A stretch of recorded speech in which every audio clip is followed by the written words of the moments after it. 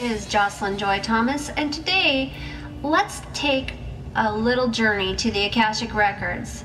I'd like to talk about the Akashic and what we can do there and why it's beneficial for us all to visit there.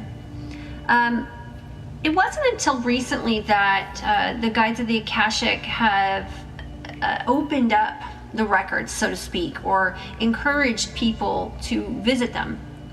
And part of this is because the level of consciousness wasn't just high enough. It wasn't quite high enough for people to really get it, to really understand it. And the other part is because the information there is rather sacred. And so in the present time, people are able to comprehend a place like the Akashic Records, and furthermore, they're able to journey there because they've done enough preparation work in prior lifetimes. Their minds are opened to a degree where they can understand what the records are about and respect them as such.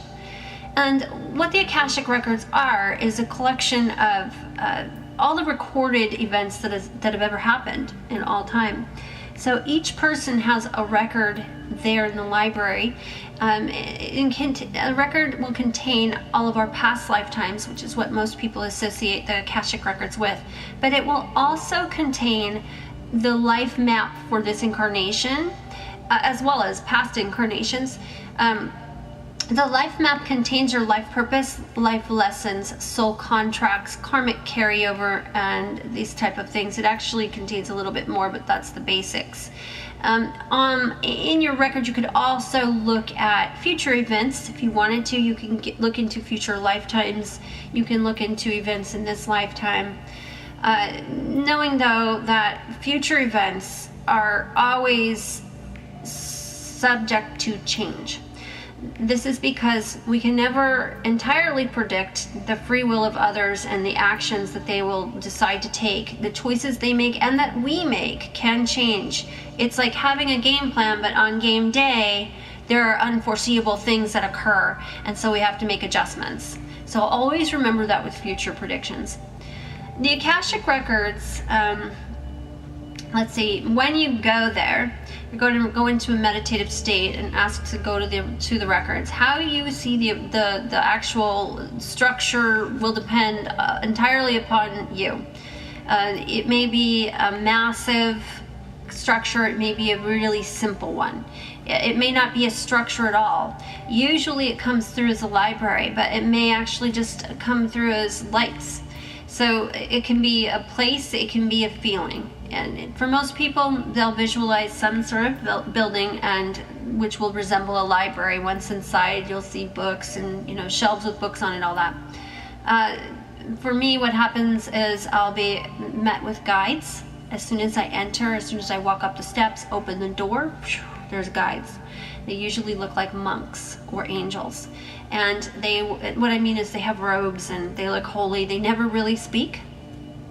I'll then tell the name of the person I'm reading for, or if it's myself, I'll say my own name, and they'll guide me to a section and present me with the record for that person. Now, it can be a book, it can be a folder, which is how lately it's been showing up for me. For some people, you may visualize a tablet, you may visualize light. Again, there is no right or wrong way. The way it appears is the way it's appearing, and you can expect that it might change over time. It has for me. The next step is that I'll ask a question. Perhaps I want to see a past life for this person, or perhaps I want to see lives between this person and another person. And so then the record will open and I will see the beginning of a scene. And at that point, I'm drawn into the scene as if I'm in it, but I'm observing, I'm not acting in it. And then the scene will play out kind of like a dream does in your mind at night. And you get the sense you're observing it, but these things are happening all around you.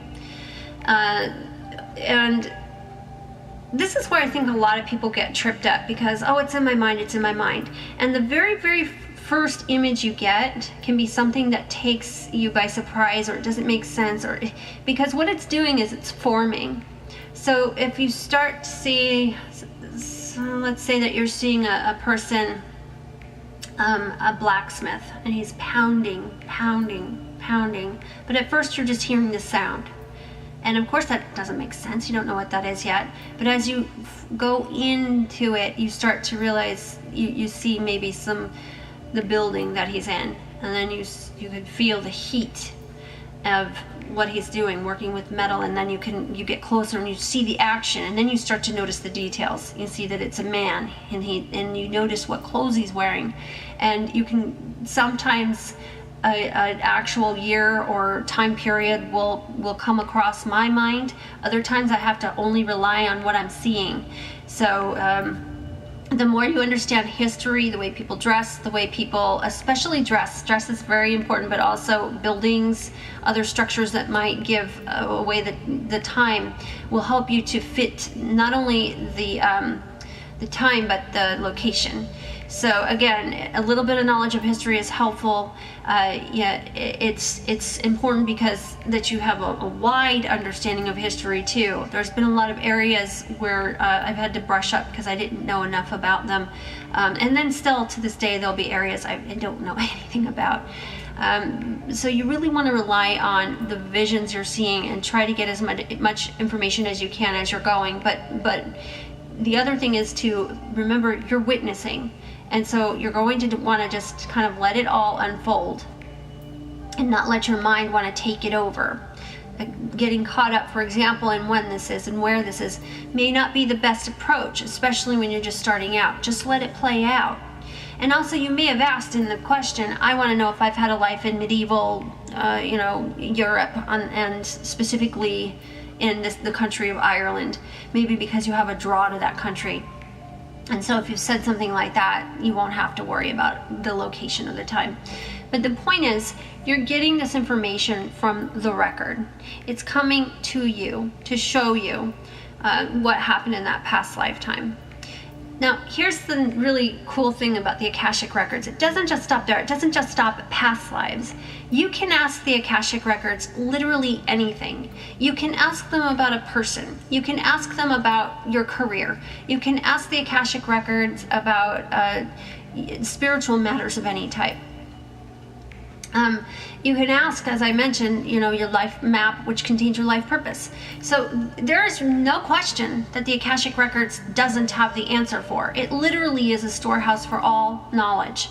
So this is something that more and more people, if they can get aware of this and then practice going to the Akashic, they would be able to answer so much, get so much guidance for themselves. And it's just an exciting time we live in because the Akashic Records are finally available to everyone. There doesn't have to be secrecy. There doesn't have to be a need to hold it back. You can notice when you try to find books on the Akashic that there's not even that many books out there.